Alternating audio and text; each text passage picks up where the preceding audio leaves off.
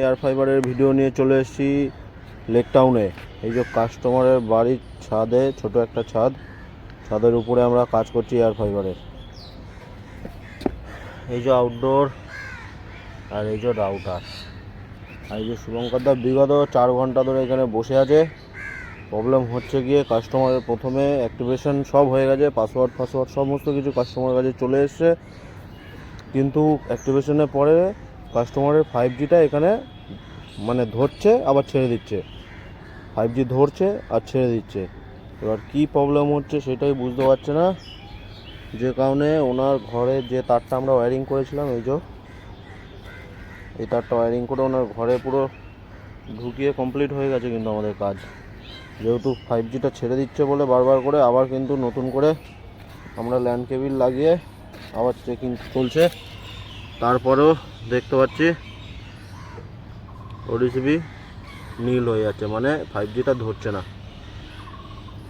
অথচ যখন ফেসিবিলিটি চেক করা হয়েছে তখন কিন্তু 35 ফেসিবিলিটি সিগন্যাল ছিল।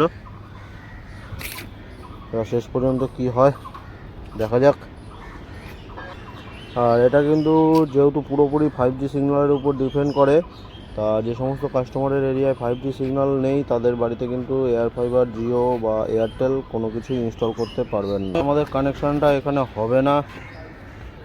আমাদের যত সাপোর্ট টিম আছে সবার সঙ্গে কথা বলার পরে এই কাস্টমারের কানেকশানটা ক্যান্সেল করে দিতে হবে। এখন আমাদের কাছে নেক্সট কোনো অপশান নেই, কারণ এরকমভাবে দিলে তো কাস্টমার ইউজ করতে পারবে না। এইসব খুলে নিয়েছি, তারপরে সব নামিয়ে দিয়েছি, ক্যান্সেল করে বাড়ি চলে যাবো। এবার কানেকশানটা ক্যান্সেল হয়ে গেল। এই যে ভালো করে দেখাচ্ছি পজিশনটা, চারিদিকে পুরো গাছপালা ভরা।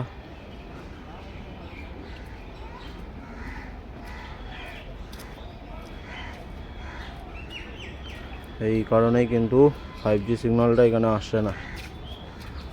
আর ওই যে বেড়ে গেল কাস্টমার, ওটা কাস্টমারের ঘর।